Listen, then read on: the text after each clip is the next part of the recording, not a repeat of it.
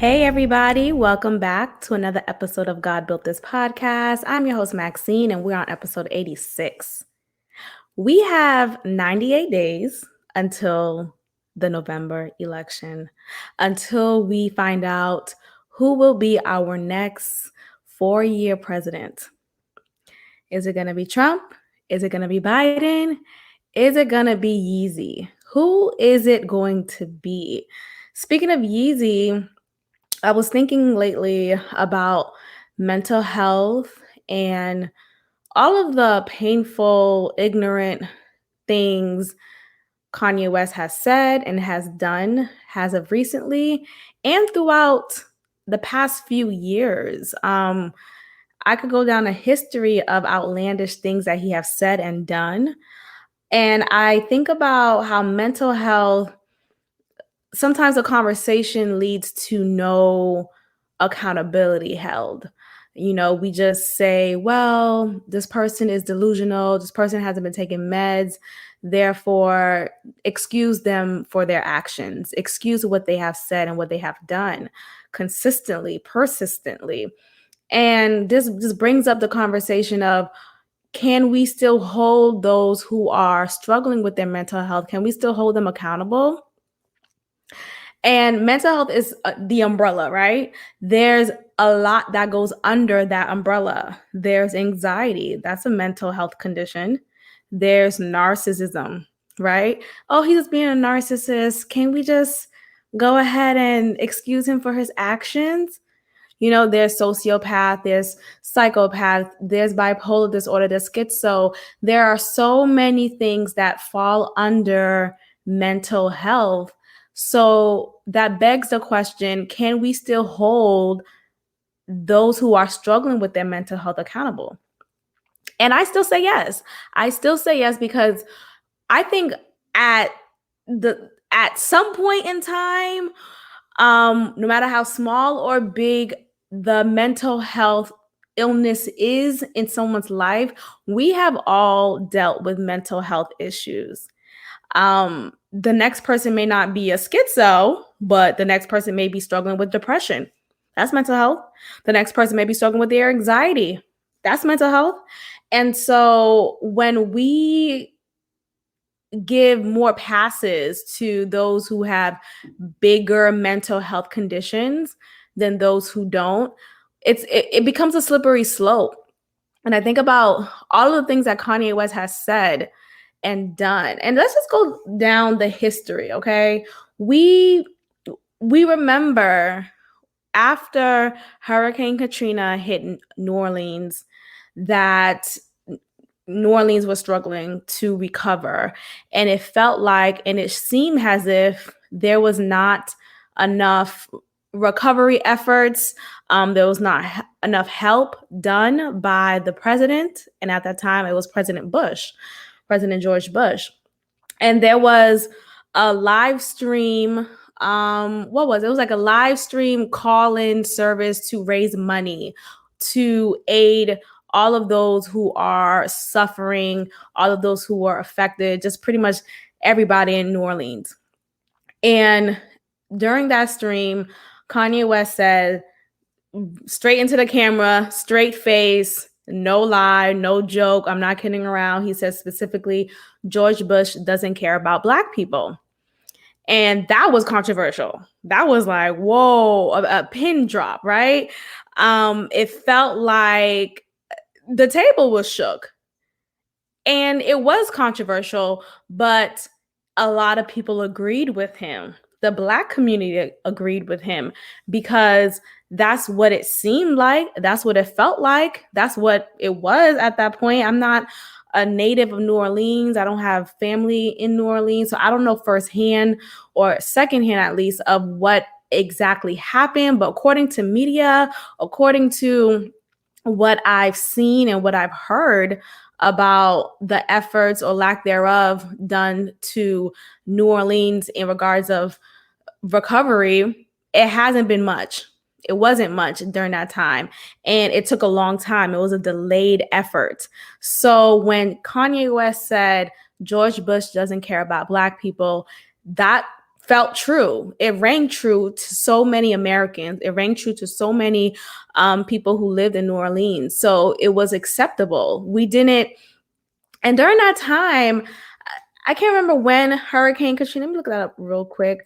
When did Hurricane Katrina come in? But the conversation of mental health was never, it was never discussed. Like, I never, the it just didn't, it wasn't a conversation. 2005 was when it happened. So 2005, I was 14.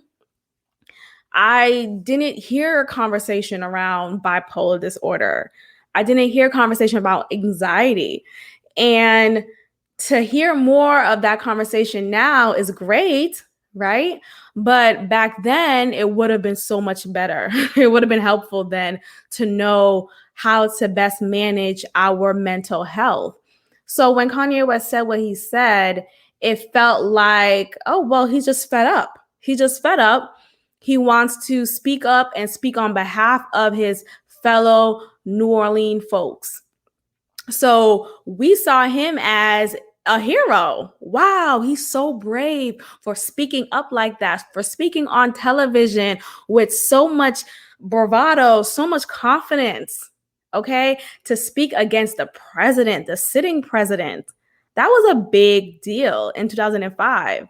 And because so many people felt the same way, we saw him as this hero. We saw him as this brave person to do what he did, and we revered him for that. We were proud of him for that. Like, yes, we need more people like you to speak up. So we saw that as a great thing that he did. It was honorable. Now let's move on to when Kanye West interrupted Taylor Swift during the MTV Awards. He interrupted her after she won the video award for Best Video. And within the lineup was Beyonce's video of Single Ladies. Now, we all know, if you haven't realized at all, just the start of this episode, of every episode, is Beyonce's countdown of my episode. Every time I start an episode, you hear that. And it just, it kind of brings up, it just brings the Beyonce spirit into the house, okay? So I'm a stan, needless to say. And no countdown, I'm sorry. Excuse me. Please, Beehive, don't hit me. Honey, love on top. Okay, look, it's all in the same album. I'm trying to focus. So anyway, he interrupted Taylor Swift and said, I'm gonna let you finish, but Beyonce has one of the best videos of all time. Now, has a stan? Yes, she does. And yes, she has. And yes, she hasn't been getting enough awards. Yes, she has so many, but in those specific lineups, it seemed like Taylor Swift was getting, and not even just it seemed like, Taylor Swift was just sweeping the awards. Okay, so when Kanye said what he said, I was like, yes, he's speaking on behalf of me, on behalf of so many fans of Beyonce who were upset, who were tight that she didn't win that award. So we're sitting back like, finally, someone's speaking up and calling this shit for what it is, calling out the bullshit. And many people felt the same way. They were impressed that he spoke up. Yes, it was embarrassing to Taylor Swift. And yes, Beyonce is such a kind and pure spirit that she felt bad for Taylor Swift and gave her moment back when Beyonce actually won a later award and she invited Taylor Swift up. And that's just, it speaks to the character of Beyonce. Oh, she's so amazing. But the point is, Kanye West still did something that was controversial. He spoke out when he wasn't supposed to. He spoke, when he wasn't told to speak, and he interrupted. He just kind of messed up the course of things. He shook the table. Yet this time and the time previous with the whole George Bush thing, George Bush doesn't care about Black people. those were times when many people, many Black people agreed. So the conversation around whether this was an episode of bipolar, whether this was a mental health cry out crisis, that was never even a thought to have. So that's a trend, because when you don't necessarily disagree and when you strongly agree with someone, with a Kanye West who is speaking out and speaking up, and you have the same sentiments as him, and it's not like out of turn, right? It sounds pretty reasonable enough, but the way that he goes about it, we overlook it because, yeah, George Bush didn't care about Black people, it seems. And yeah, Beyonce should have won that award, period. She should have. But we did not even fathom to think that, is Kanye West all right? Why would he just go ahead and do that? Now we go into more recent events. When he said during his TMZ interview, as he was walking away, I believe, but it was during TMZ, and he said slavery was a choice. And we're now hit with, hold up, nigga, are you okay? Why suddenly this man who seems to be for Black people at one point, who would sing it or rap it in his songs, when he would rap, leave your ass for a white girl, he spoke to the issues of how many times Black men who make it in the entertainment industry, they suddenly forget that Black baby mama that they have, that Black girlfriend that they have, and they discard them, and they revere and worship and is only attracted to white or non-Black women, particularly light-skinned, curly hair textured women. So when he spoke about that in that song, it felt like, dang, yeah, Kanye gets it. Like, he's for the people. And when Kanye said George Bush doesn't care about Black people, we felt, yeah, he's for the people. When Kanye spoke out about Taylor Swift shouldn't have gotten the award, we felt like, yeah, he's for the people. Yeah, like he was speaking out against white people in a moment when a Black person or Black people should have gotten either the attention and the respect and the effort that they needed. So now when he's saying slavery was a choice, we're confused. We feel betrayed. We feel just lost. How could this man who was so down for the people is now saying the trauma inflicted on us was a choice of ours? The trauma that we dealt with for 400 odd years, we put that on ourselves. And it disregards the efforts made to abolish slavery, the efforts made to run away from our masters. Okay. And ever since Trump being in office, seeing Kanye West wearing the MAGA hat, saying his outward praise and adoration for this man who is clearly racist, for this man who has clearly shown racist tendencies, at least, let's say that at least, and who is not articulate, who does not care for the likeness of all of America. Instead, he seems to only focus on a particular type of American, particularly the white American who may have felt ignored at one point. So the rednecks, the ones in the Midwest, the ones who had their own small business but didn't get enough small business loans or something. And so when we see Kanye West saying Donald Trump is a genius, Donald Trump is a father figure to him, damn, like your dad must have been a fucked up ass nigga that you feel that Donald Trump is a father figure for you. Kanye West speaks out on just the confidence that Donald Trump shows he has, I guess, or it's really hidden insecurity that he puts on a facade is confidence. But he comes across like this man's the genius. He created his life, and he's done all these entrepreneurial pursuits and has been successful, and look at him now, he's a president.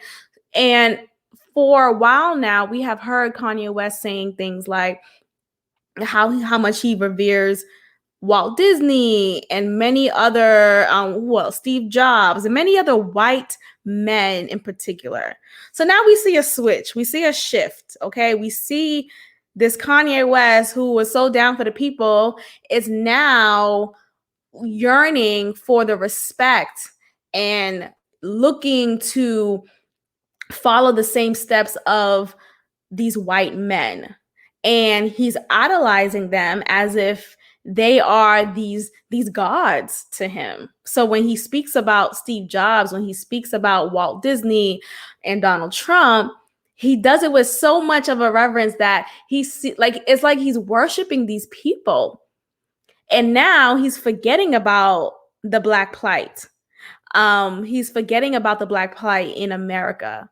And we see now and we hear now, I talked about it in the last episode, how he said Harriet Tubman didn't free the slaves. And during that campaign rally, he spoke disrespectfully to particularly a dark-skinned Black woman. And there was a white woman at the campaign who he was clapping and hugged. And so there's a shift. Clearly there's an agenda. It seems like he's lost. There's something going on that's different. And it comes back to the question of, okay, is this more of an episode of bipolar disorder that's just in our face that we cannot ignore? Or is this truly how he feels? The symptoms of bipolar disorder being a misogynist, being sexist, being narcissistic? Are those also symptoms of bipolar? Because please let me know. I feel like every nigga is like that. So unless every nigga I've spoken to and fucked is bipolar, then I don't know what to tell you. They all got this mental disease. So at one point, when can we still hold him accountable? Yes, I still feel like compassion could be held, right? He's dealing with some mental battles that we don't know. We could always, all of us are assuming, right? We are just speculating. We're going off of what we see. We're not doctors, and there have been many doctors speaking out on this matter and saying he is going through an episode and he does have bipolar, and this is clearly signs of that. He's going through a manic bipolar disorder, or those were examples of manic bipolar disorder. Yet, I know I talked about previously, where are his people? Where are his loved ones, the ones who will hold him accountable, the ones who will stop him from even running in this campaign? Where are they? He's 42 years old, y'all. I had to tell myself that and realize he's a grown-ass man. And not only is he a grown-ass man, he's rich. Okay, he has money. He has employees more than he has friends. So imagine being an employee, being someone who is dependent on this man who is batshit crazy, and possibly most likely losing your job, losing your source of income. If you were to speak up and say, hey, Kanye, I think maybe you should go seek help. Hey, I don't really agree with what you're saying. Your job is done. The support that you now have for your family is suddenly vanished. So we have to look at everything holistically now. We have to see all the people around him are depending on him. They need him. They need his money. They need all of that to survive. So they won't be the ones to hold him accountable. And yes, recently I heard that Dave Chappelle flew to see Kanye, and we don't know what exactly happened. There was a picture that he posted, and they're smiling, laughing, and apparently Kanye said something about, "Hey, Dave, tell me a joke." So I don't know how fucking serious these niggas are. Like, and then I'm hearing also that people will ask him if he's good. He's like, "Yeah, I'm fine." But how much can you trust a word from someone who is not managing his mental illness? So at this point, what the fuck can you do? At this point, one, I hope that everyone who is following him and who is made aware of his rants, his latest attempts to convince us that abortion is wrong and I'll give you $1 million if you don't abort your child. I just hope that we all could think for ourselves. I hope that his name is not on the ballot. I hope that this doesn't split the votes with Biden. Yet, I don't know. I don't fucking know. And I'm not here to be a Debbie Downer, but I just feel like it's Kanye West won't stop. And yes, we've heard that Kim has tried to bring him to a doctor. And I just want to know how long, at what point does bipolar show up? You know, does it show up at a particular age and then on? Did Kanye always have this disorder? Was it showing then when he said George Bush doesn't care about black people? Was it showing then when he said, "I'm gonna let you finish, but Beyonce has one of the best videos of all time"? Was a bipolar there? Or did the bipolar just came out now? Like, at what point do you get bipolar? Were you born with it? Does it happen immediately after a traumatic event? I don't know. And I wish that we had more conversations around that, particularly how does bipolar manifest itself into that person's life? I don't know. But at the same time, I still want us to hold him accountable, hold what he says accountable. And yes, you're talking to someone who is mentally deranged. So it just, how productive of a conversation can you have with him? He's clearly off his meds. And how much can you converse with a fool? You argue with the fool, you're the fool. You know, it's hard to distinguish which one is the fool here because you decided to get into an argument with a fool. So how foolish are you? So yes, we live in an entertainment world where we put on a pedestal these celebrities, but I wish that people would not give him the attention that he is seeking and he is thriving off of. He's getting off of this. There shouldn't have never been a door open for him to even have a campaign rally in South Carolina. People shouldn't even be trying to open doors for him to have interviews with them. We should not be entertaining this. We should not. Yet we are. And now we are trying to psychoanalyze him. And if we just ignored him, right, it wouldn't be this bad. That's how I'm feeling. If we just ignored him, it just wouldn't be this bad. But I still feel like at the end of the day, I'm gonna say it again, accountability is a must. And we should still not ignore the painful things that he says, and we should not just excuse it like, oh, well, it's just bipolar. But I don't think a symptom of bipolar disorder is being a narcissist or being someone who thinks slavery is a choice, or I don't know. Like, I don't think that's something we should just, okay, we should either not give it attention or hold them accountable. Either or. Okay, let's move on from Kanye. I'm really tired of talking about him. I came across this story about #FreeGrace.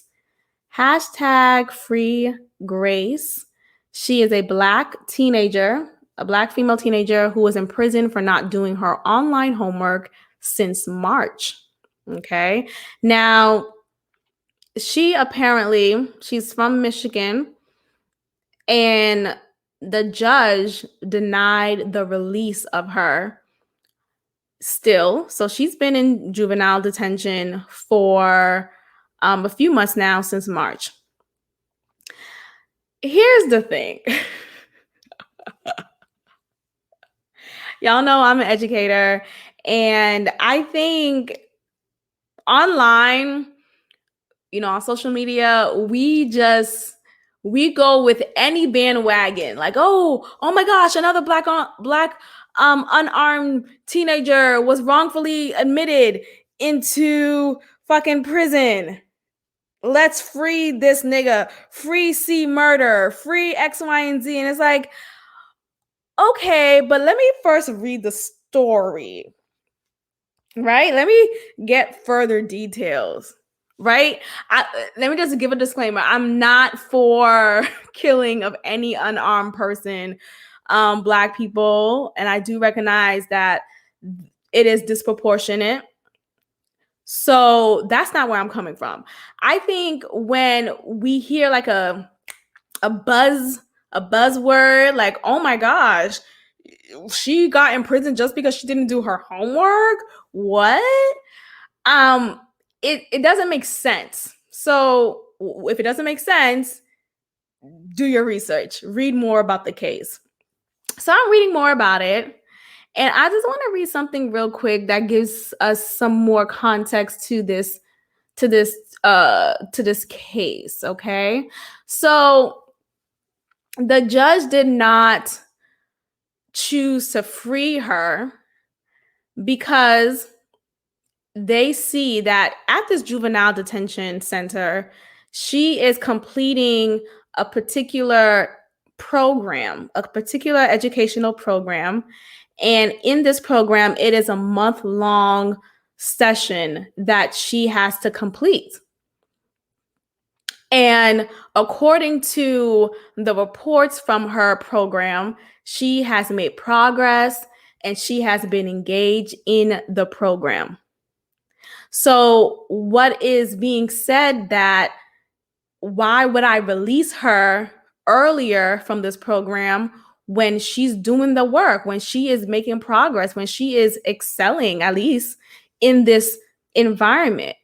And yes, it is sad that we even have juvenile centers. It is sad that we even have prisons. It's sad that we even have spaces where we have to separate a child from her mother.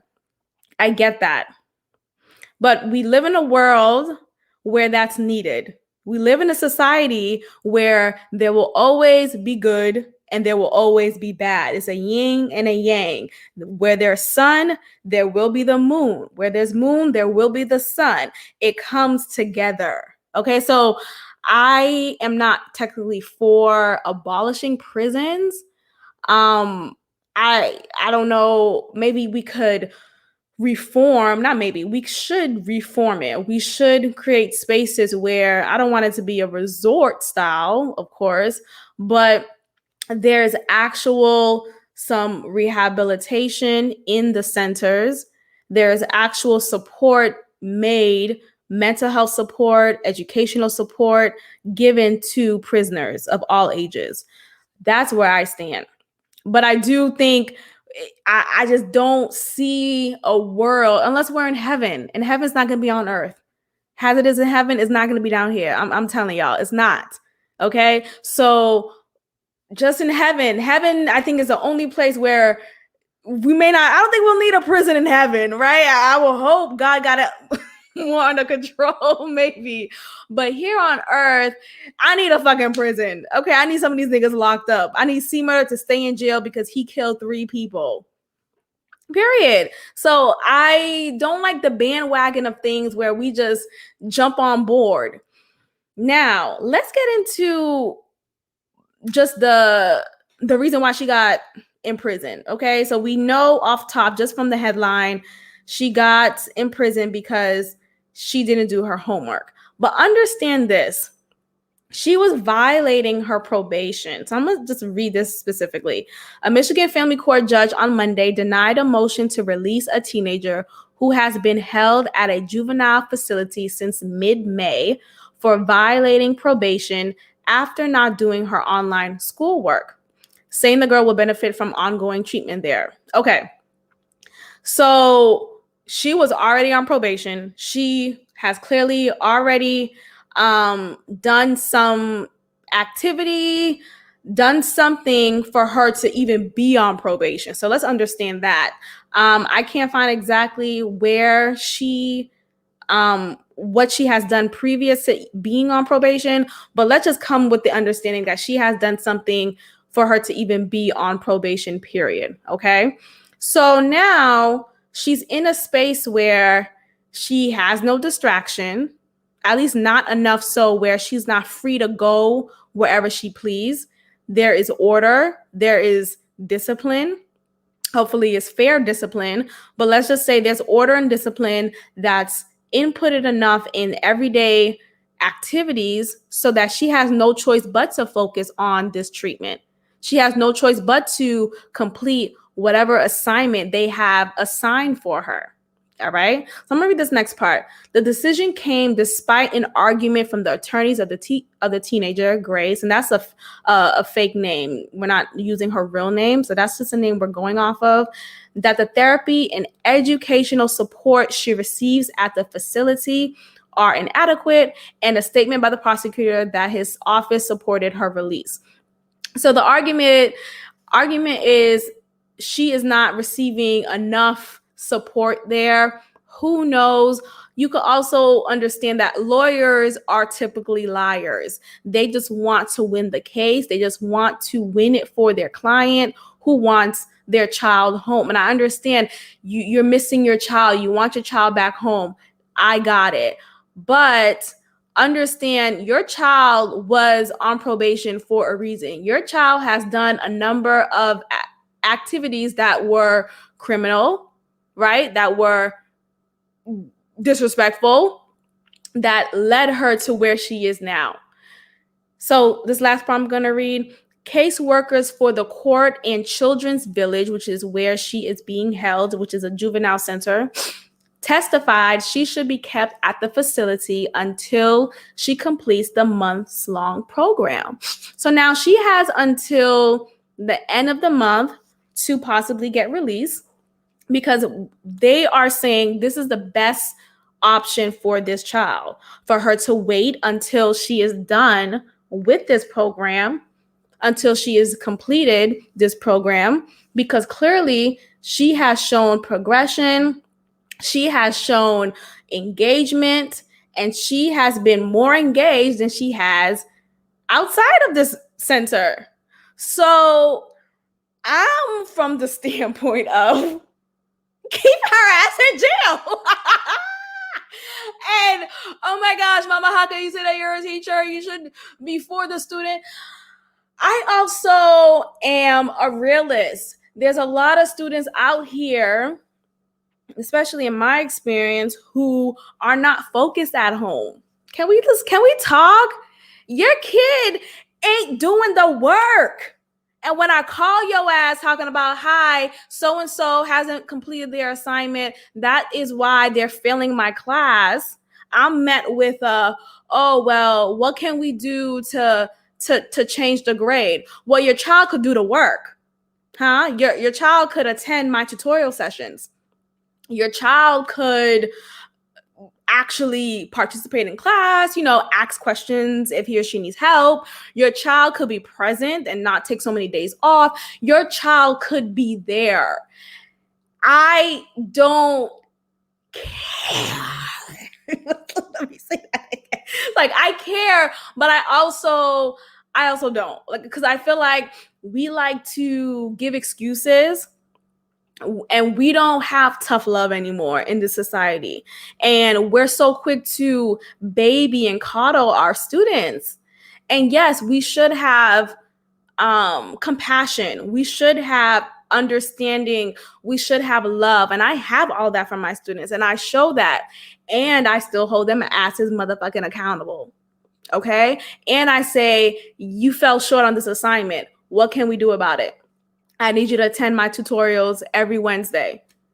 Okay? I need you to be present. I need you to come to class. I need you to come to class on time. I need you to be awake throughout class. So we need to really talk about your student is not doing what he or she's supposed to be doing. That's what it is. It's not like we're just saying, we're not just like pulling shit out of our asses. No, we're going off of data. We're going off of what is actually being done in the classroom. We're going off of what teachers are saying. And yes, don't get me wrong, there are teachers out there who aren't good teachers, who are fucking these students, right? And that's not funny, but there are students who are not caring for the holistic of the child and who are playing preferential treatment. I get that. They are there. Great. We recognize that. That needs to be highlighted more. But I'm speaking on the perspective of a teacher who is doing what she's supposed to be doing, who is holding students accountable, who is still holding to high expectation. And not just that, I support you in completing those expectations. There's no way about it, because I give you support this way, I accommodate this way, I provide you with a graphic organizer, I give you study halls, I may even give you a little extra time. Okay, my fellow teachers know, how many times are we giving our students extra time on an assignment? How many times do we give them opportunities to retake the assignment, to resubmit it? That shit happens. And if you're in a particular district, sometimes you still got to pass that kid and figure out ways to kind of adjust this grade, because shit, we just want to look good. Okay, but in the meantime, what I can still do is still hold you accountable, still make sure you understand these objectives, that you could meet these objectives. So I say all that to say, when I was reading this case, I think what we're so focused on and what social media has been so focused on is, oh my God, just 14-year-old has been jailed for not doing her homework. And we just look at that little part and we don't see it big picture. We don't see that many times the home is the problem. The home may be completely overcrowded. She may be home and she doesn't have internet access. She may be home and she's distracted because she has to care for her 5 siblings. She may be home because her predator stepdaddy is trying to touch her. Like, there's so many reasons why she may be distracted at home, and that resulted into her not completing her online homework. So if we could take her out of this space and bring her to a juvenile center, it's called Children's Village. I mean, maybe it's a really nice place. I sound like a Republican. Maybe it's a really nice place. You know, they say it takes a village to raise a child. It's just a fucking village with chains, but it's a village nonetheless. I just feel like we need to stop going off of just a few words in a tag and actually read what's going on. I don't know about her home life. I could just make that assumption. It's not telling us any more about her home life here in this article. But what is said is that, that she is making progress. She is showing engagement. So she has been doing well. So why am I going to take her out of this environment where she is doing well in just because she's missing her mom? Fuck her mom. Her mom will be there after she finishes month program. I mean, God willing, I know with COVID and everything, you never know whose last day it is. But the point is, I think we need to still incorporate tough love to people in general, and particularly kids. Show tough love and show them that you will not tolerate you not doing your work. And this is one of the reasons that could violate your probation. And I'm sure this was told to her. You know what I mean? So, and I'm not saying that, because I said earlier, she could have had very distracting reasons as to why she wasn't focused. And don't get me wrong, she could also just have been goofing off. Maybe her home environment is completely safe and sound, and maybe she's home often alone, or she has her space and she still decided not to do her work. Then that's still fucked up. But let's just say the extreme. Let's not even the extreme, but let's just say it's not that. Let's just say her home life is completely distracting and she's unable to do it at home. Okay, so hey, you were notified in the beginning that this is a violation of your probation. She probably didn't, maybe she didn't take it seriously enough, or maybe she's in an environment where she can't take it seriously enough because she can't focus at home. And maybe that could have been communicated better. Whatever the case is, I don't feel like we need to always hop on a bandwagon just because of a few little words. Read the fucking case. Talk to fellow teachers, because I'll tell you one thing. These motherfuckers don't be doing shit. And in my experience, and not just because they just want to be rebellious and they just want to goof off. No, there's a few students who are like that. They just want to goof off. That's one thing. But there are plenty of students in my experience who can't focus at home, who don't have internet access, or their internet access is shaky, who have to take care of home, or who has to work. Even during this pandemic, I've had students who had to work, and whatever job that they're working, that took up time from them completing their assignments. So that's the thing. So if I have to take you out and you're already on probation, so you already were doing things that were bad, that were criminal-like, if I have to take you out of this environment in order for you to succeed in life, then so be it. And I think that's perfectly fine. We need to let people go through a quote unquote hard time so they could be successful in the long run. Because, I think a lot of times we look at homework like, oh, it's not a big deal. And I think the bigger picture is it's about doing what you're supposed to do to get to the next step. Okay, you move on to a job, you move on to college. There will be assignments assigned to you. There will be tasks assigned to you for you to complete that may not be so exciting, that may be boring as fuck, or you may have to work with a group of people whom you may not like entirely, or who may not just be your best friends, but you still have to create that stamina. You may still have to just create that hard work ethic in order to succeed in life. So that's the bigger picture here. So it's not just about, oh, just homework. It's just homework. Kids shouldn't even have homework. It's not that. It's the bigger picture here. Keep her ass in jail. That's all I'm saying. Fuck. And that brings me to another case that I learned about that someone reposted online. What was it? So so the repost was this 14-year-old Black girl got 11 years in prison because of a mental outburst. And I'm like, huh? What are you talking about? Like, that sounds crazy. And the picture that they showed of this girl, she looks so innocent and just pure and humble and all these like good traits, right? So I look up the story. Her name is Soraya Reese. And she was arrested. And this is like the biggest aha moment for y'all motherfuckers, to stop reposting shit that you really don't know about until you know about it. Like, stop being on a bandwagon just because it looks good. It's good for the optics, but really know who you're saying should be released.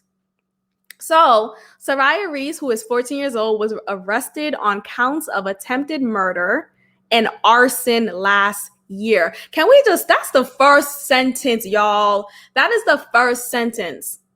However, her family is adamant that she did nothing wrong. So I move on. It's a short read. I'm just quickly go over this. Soraya was in psychosis. She checked out. She was there, but not there, but nobody was there. Okay. The point is, so apparently allegedly, let me say that, Reese said her daughter poured a small amount of gasoline in front of her parents' bedroom door. She says she believes it had to do with her withdrawal of antidepressants. So because she wasn't on her meds, she reacted in a way that was, borderline crazy, right? She was almost about to kill her parents. And thankfully, her parents weren't home.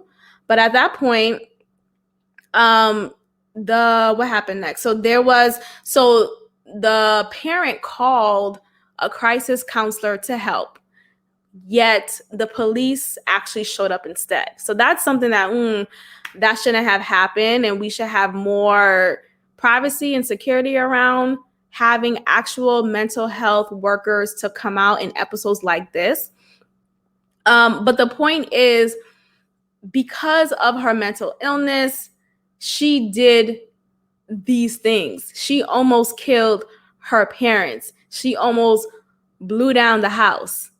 And I think we don't, as much as we should have compassion for those who are struggling with mental health, we should still hold them accountable. I don't want to feel afraid knowing that my next door neighbor is struggling with their mental illness and we're not holding all the precautions necessary to make sure that this person doesn't suddenly gas your house up. So she was eventually pleaded guilty and was sentenced to 11 years in the Oregon Youth Authority. And she'll be released, or at least be eligible for parole on her 25th birthday. All of this is sad. All of this is disturbing. I wish this wasn't even a situation. Yet we still live in a world where we will have mental people, those who are struggling with their mental health, running around not taking their meds. And the question is, why was she even taken off of her meds? Why was she even given that okay? Why was she given that green light? Why was that even okay? So it goes back to that. But the point is, I don't think 11 years is the best option. No, but I think she should be held down until she is put in a treatment plan where she is pushing meds into her body so she won't have to do that. But it's scary. It's scary because who's to say if you take your meds consistently, or say if you take it like 5 days and you don't take it the next 2 days, who's to say something like that won't happen again? It's just really scary in the world that we live in with those who are struggling with their mental health, because we don't know exactly what triggers them, what is an episode exactly. So yes, we do need more awareness around mental health, and we do need more conversations around it. And we need protection. We all need protection. So for everyone else who is not suffering from a mental illness, I want to feel secure in knowing that this person is well taken care of. Not necessarily meaning that this person needs to go to jail for 11 years, but I'm not going to be out here saying free this person when this person almost tried to kill her parents. That's like, come on, y'all. I think it's like we just get in this whole, I want to be woke. I want to be seen as a Trump hating Democrat. And I am all the way for Black Lives Matter. I just want to be all of these things. And it's like, but before we agree with everything that falls in alignment with that, I think it's best for us to know what's going on. Read the article, read the case before you go ahead and say, free this person. This person almost tried to kill their parents. And yes, there was a mental illness that explained this, that probably was the base for this. But at the end of the day, it's still, God forbid, she actually lit up the house. God forbid her parents were actually home. Her parents would have been dead. So now what? We just say, oh, well, she was going through it's hard. It's hard for us to still be compassionate and not hold people accountable. I still think we need to. I still think we need to have more spaces around holding motherfuckers accountable, period. And it's unfair that those who are like myself, it's unfair that we may be villainized because we're saying, right, because optically it's looking like you would push for a teenager, a barely budding teenager, to be in prison. Yes, motherfucker, if they're trying to kill me, if they're on the wrong track of life and have no way out, they need to go somewhere where they could get their shit together. Sometimes prison is the best thing for you. in a moment in time. And I'm saying this with love. I really am saying this with love, because I know, yes, we have so many cases where prison has been the worst thing ever for said person. I get that. I'm speaking from the person who has a fucked up home environment. I'm speaking from the person who can't function at home, who every time they get home, they get molested. And every time they get home, they have to deal with this and that. And so they act out. They act out, and them acting out in rebellious ways has brought them into back and forth from the juvenile center and leading into prison life. There's a bigger picture here. We need to look at the home life, and then we still need to hold the people accountable for what they did. So everything is a bigger picture here. What is going on in Grace's home? If we go back to her, what is going on in her home that she's not completing her homework? Was there a social worker called to check in on home? Or maybe there should have been like, Grace gets not sentenced, but like Grace is mandated to attend this center from 8 to 2 every Saturday and Sunday for her to complete her homework. Maybe like that could have been an option. The point is, I think sometimes when we do decide to put our adolescents in a juvenile center, it is a better environment for them than their home, because their home may be that fucked up that a juvenile center is the best shit for them. They may not even be getting fed at home. Who knows what the parents are going through? Who knows if there's a parent in the household? Who knows if there's money flowing in the household? There's not enough food in the house. Like, all of these things are real life situations. We don't know what's happening. And a juvenile center may be the only place where they are guaranteed 3 meals a day, where they're guaranteed a separate space, their own space. They may share that little cell-like block with one person. But the point is, they have space, they have food, they have water. And let's assume that Children's Village is well kept. Let's assume that it is well managed and well maintained. And I hope that it is. And I hope that this treatment plan, that this educational plan is actually adequate, that it's well supported, and that she is actually showing engagement. So let's all hope that all of that rings true. I say it's better for her to stay and complete the program.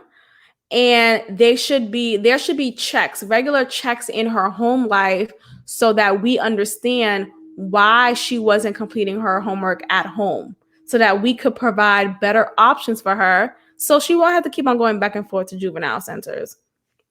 Look, I know this is not the common things to say, and I know you should be quick to say, free this kid and free this and that, but we need to talk about why motherfuckers were even in there in the first place. That's what we need to talk about. Can we talk about Drea for a second? Again, but I'm gonna say something a little crazy. But let's look at what she's actually saying. I think it's also, I'm gonna play the clip in a moment, but I'm gonna set it up. So Drea was on a podcast recently, and she was speaking out about the shooting that happened between Megan Thee Stallion and Tory Lanez, and how Megan was shot in her toe, and allegedly this was done by Tory Lanez. So now Drea is speaking about that, and she has been just dragged throughout social media land. She's later she released an apology that was really heartfelt. Like, I know someone else wrote that because she ain't that smart. But let's go ahead and listen to this clip and understand why what she said was kind of crazy. Here we go. I'll take it. I predict that they had some sort of Bobby and Whitney love that, drove them down this Snapped-esque type of road. And I'm here for it. I like that. I want you to like me so much you shoot me in the foot too. Like, but as long as that is very Dre-like. Dropping grenades. What? I want you to like me so much that if I'm trying to get out the car and you're like, no, sit your fucking ass in the car, and I'm like, no, nigga, I'm fucking getting out the car. No, you're not. I'll take it. I predict that. Okay. So let's get into.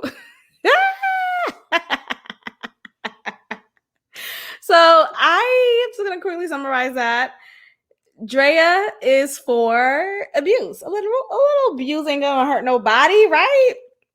Look, I know this is not politically correct. I know women shouldn't say these things. But here's where I think she was going with this and what I think she really meant. Like, I don't think no one's asking to really get shot, right? But let's talk about how, if we talk about sex, if we talk about sexual acts and behaviors and some of the fetishes that some people like to be choked. Some people like to be roughed up. Some people like to be hit. Some people like to be called degrading names, bitches, hoe, dumbass bitch. Like, some people like that shit. And I mean, that's abusive, right? If we want to just talk about just the definition of abuse, that's abusive. But that is done in a space where there is consent had, or there's this understanding that, I don't really mean this. I'm just doing this to get you off. Some people get off of that. And that's what I think she's saying here. And I always talk about passion. There's a lot of passion that a lot of us, I know for me, I like passion in my relationships, in my romantic relationships. I feel like a romantic relationship without passion isn't one that's worth my time. If I feel like you're like, we just work together, we're compatible and he's consistent and he's always there to count on. That's great. You don't want that in a partner. But passion is also about, I want to kiss you and feel like the world is turning. I want to feel like I'm in a whirlwind. I want to argue with you and feel so in flux in my emotions that I don't want you to want me to leave. I don't want you to let me go. And if it requires for you to yank my arm so I won't leave, so I know that you love me so much and you will do anything for me, that's the shit I like. And a lot of people are saying this is a toxic way to live, right? You don't want to live like that. You don't want to have any type of relationship where you may potentially get shot. And I get that. But let's talk about Whitney and Bobby though, because yes, they did drugs together. Yes, he hit her a couple of times. Yes, he spit on her face. But if we move forward from that, they had this passion, y'all. Like, they had this passion that felt so deep. Like, they would do anything for each other. Maybe the whole anything is where we get into murky waters. Like, do you want someone to just do anything for you? Does that mean kill for you? Some people like that. I mean, I wouldn't recommend that. I don't condone that either. But I think where Drea is talking from a place of this desire, this intense desire, this passion for you, this lust that I need from my partner. I need to feel like you love the shit out of me. And if we always speak reasonable, if we always speak like a robots, like fucking adults, right? If we never let our emotions get the best of us, do you really love me? Like, if you're not choking me, do you really love me? If you're not holding me up against the wall after an argument, do you really love me? Like, if I didn't slap you in the face or, like, shove you a little bit, did I really love you? Or did I really feel for you? Did I really feel like this is my dude, this is my nigga? Did you really feel like this is my woman, this is my bitch, this is her? Did you? And I think passion, and maybe it's fucked up, maybe I have a warped understanding of it, maybe I do, but I think a relationship without passion is boring as fuck. And maybe passion doesn't have to look like you shooting me in my foot, obviously, but passion looks like, to me, you covering the door because I'm about to walk out and you don't want me to leave. Right? Passion looks like you crying, or like your eyes are getting watery because our argument is so intense and you feel like it might be the end of us. That's what passion looks like to me.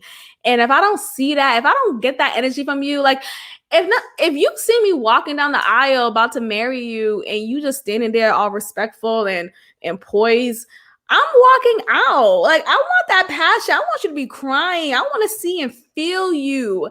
And that's what it is. Like, I want to feel that love. I think that's what Drea is saying. And yes, if it's poorly managed, it comes out in a way where physical violence is happening and shooting could happen if you have access to a gun, if you're holding a gun. But I think the point is, passion is needed. And I think passion is the things that keep people together for most part, at least for women. I think oftentimes, and I said this before, when women cheat on the relationship, that's the nigga's fault. You're doing something wrong. You're not giving me that passion that I need. You're not giving me that lust that I need in the relationship. There is something missing for you to keep me engaged. And maybe that's why I'm still single, but I don't know. But I think there's like, a lot of people are boring, and some people are just too reasonable, or they just lack excitement. That's what it is. I just need to be excited. I'm about to end this episode. I just need to be excited when I'm with you.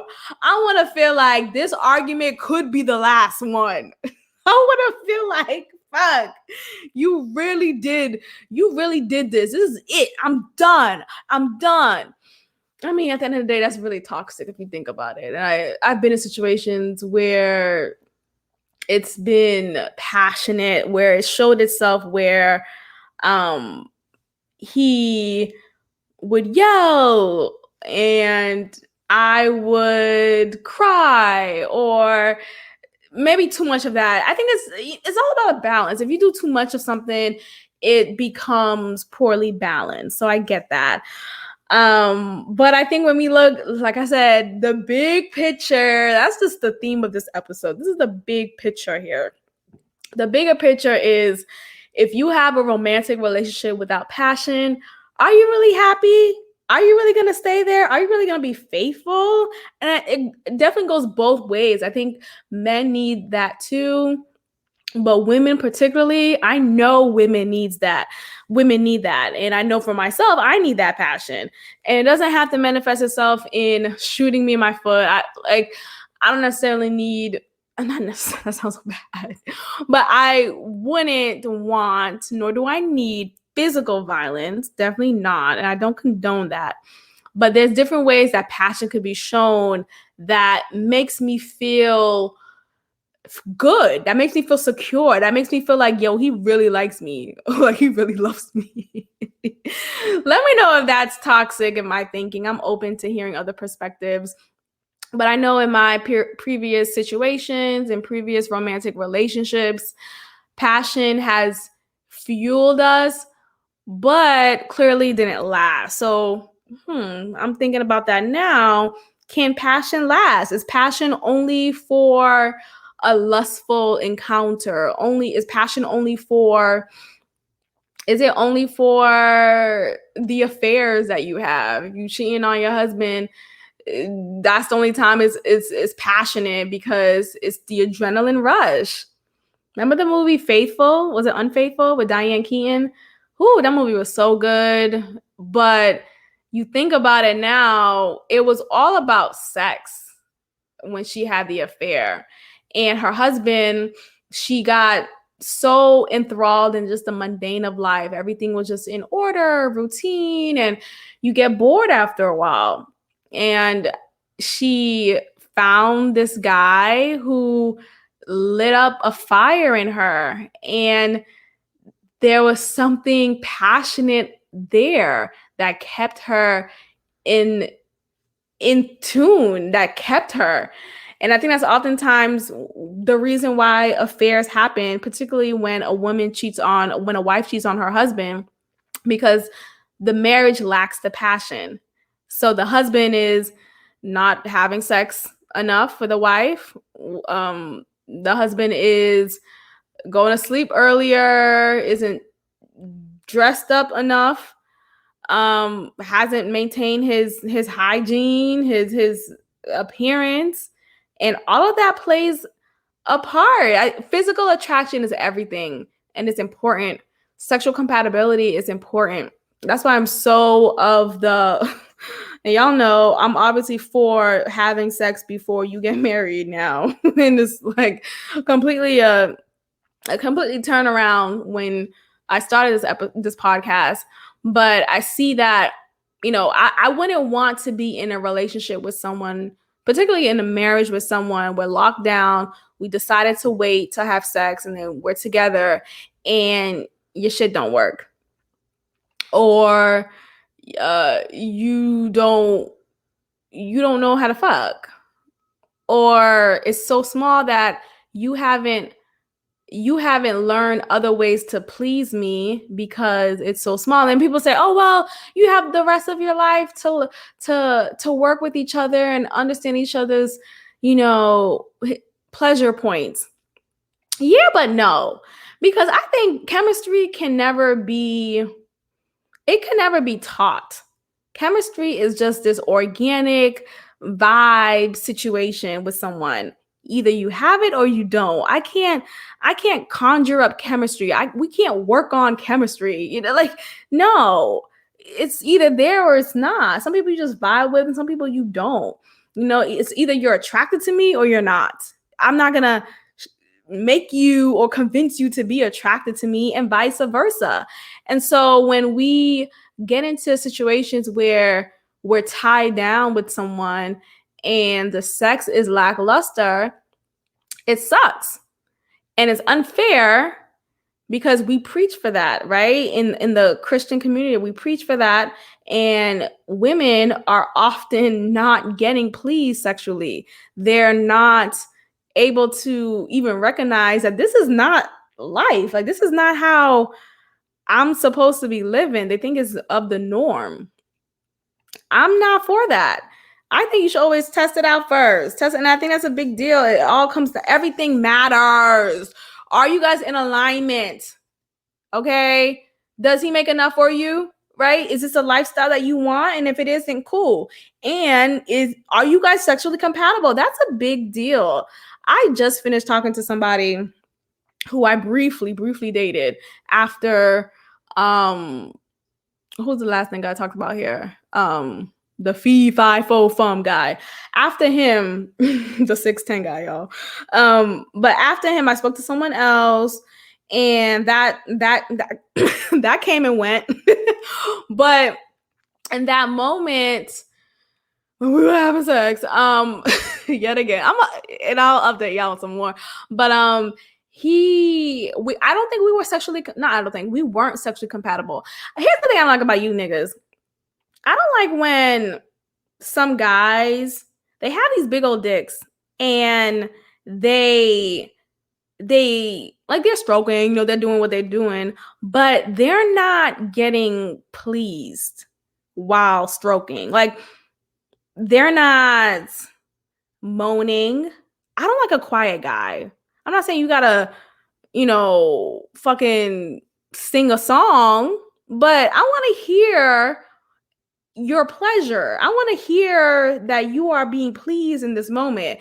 And if you're so focused on this stroke, or if you're so focused on this position, it just feels like we're not getting anywhere. I'm not gonna keep on fucking you an hour in. That's boring to me. Like, get to the fucking point. I'm not that girl. As much as I say sexual compatibility, that's a part of it. That's a part of it. We can't just be having sex just to be having sex. Get the nut off and let's go. What are we doing? So he just was stroking, and that's it. Like, he wasn't moaning. He wasn't close to come. Niggas be like, oh, I'm about to come. He was never about to come. So maybe it's me. It's never me though. No, I'm definitely self-aware, but I think also there's some guys, because I was asking him, I was like, are you okay? Like, is your diet, like, what do you eat? Like, what is going on? Like, I came from a guy who would immediately, he'll get hard and then he'll fall off. And now to this guy who would get hard and he wouldn't nut. He wouldn't come at all. So that's a medical condition too. Why aren't you coming at all? Like, I'm sucking, I'm fucking, there's nothing coming out. What have you eaten today? Have you eaten today? There has to be something wrong that is making that a thing. So please let me know if you guys have gone through something like that and could provide some insight, because I think that's a part of sexual compatibility. I don't want to be fucking you all day just for you to still not get a nut off. Like, I'm tired. I'm about to go to sleep. Good night and goodbye. So thank you guys for tuning in. I'm going to head out here, and please be sure to leave a review, subscribe, share this podcast with a friend, a peer, a coworker, whomever, and I'll check in with you all next time. Peace. Thank you for tuning in to another episode of God Built This Podcast with your host, Maxine. Be sure to leave a review, give me 5 stars, and of course, subscribe. Also, follow God Built This Podcast on Instagram at God Built This Pod. God bless.